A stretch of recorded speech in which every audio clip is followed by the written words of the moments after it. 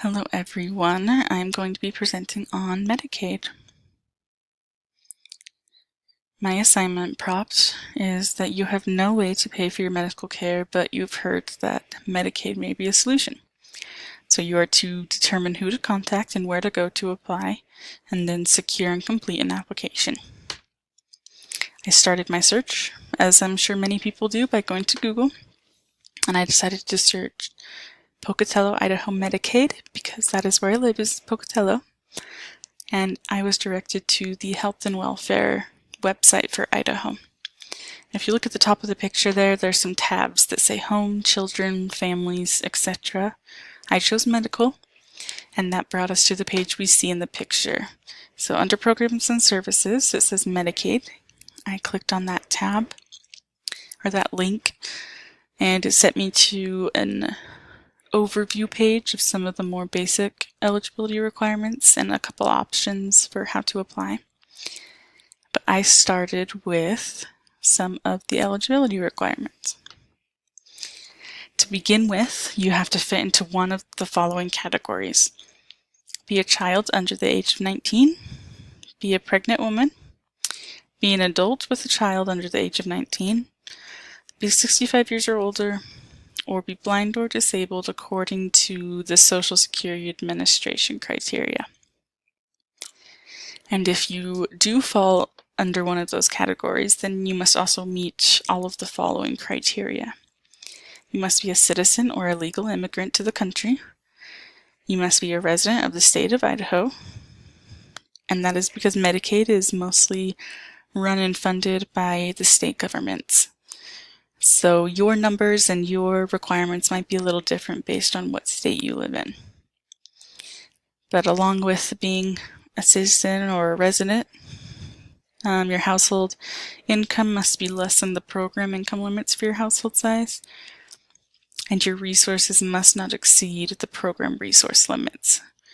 So we just have to remember that Medicaid is to help people that are having a hard time paying for medical care or medical insurance. So they use things like your income amount, your household size, and who is in your home.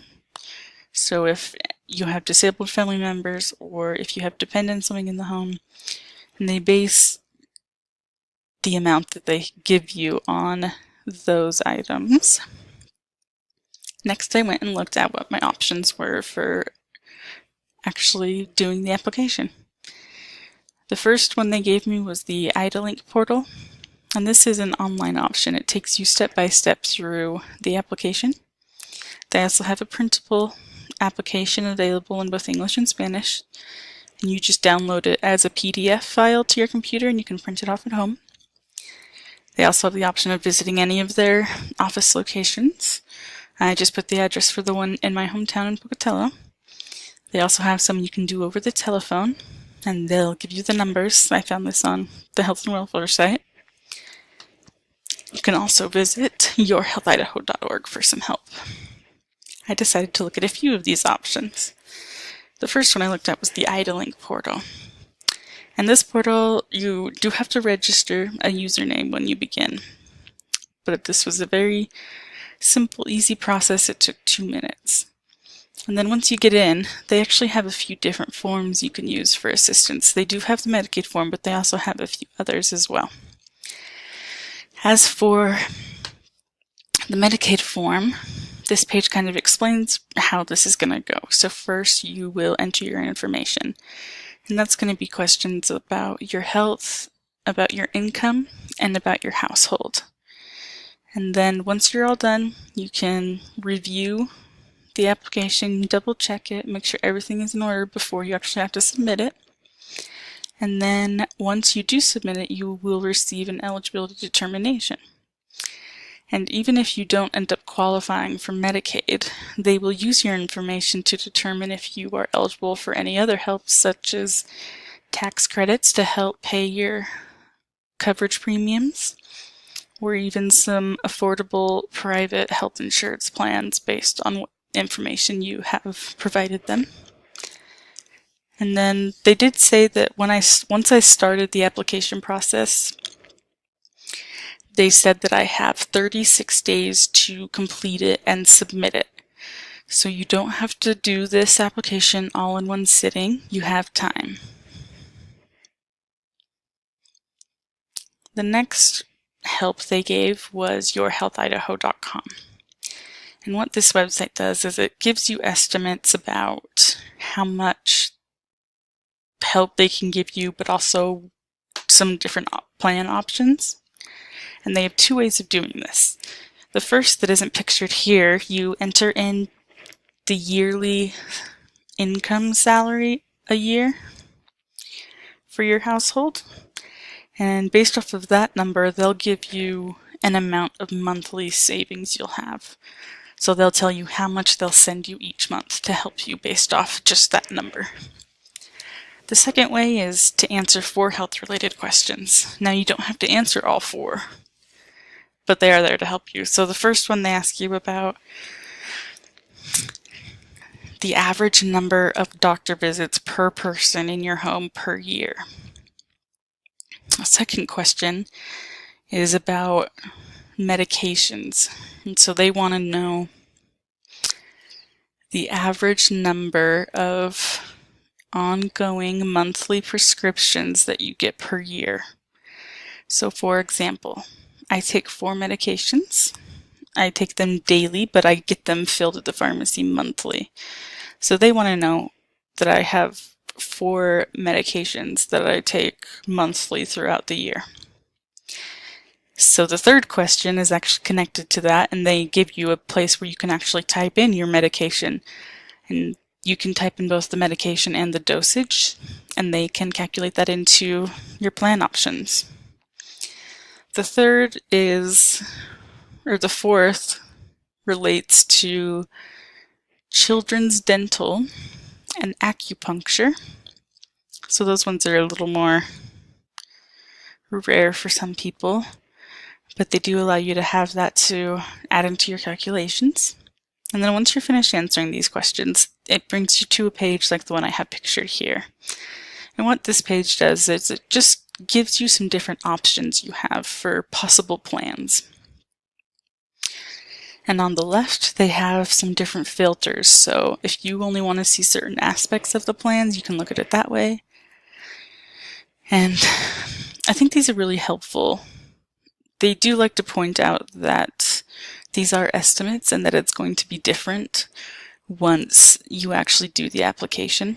But I think these give you a really nice base idea of what could be offered to you. And there were several options, not just this 3. There was several more when you scroll down the page, and I was very impressed with how much information they could give you. So some of my successes and difficulties. I thought navigating the Idaho Health and Welfare website was really easy. Everything was clearly labeled and easy to find. I thought the eligibility requirements they had on there were very clear and easy to understand.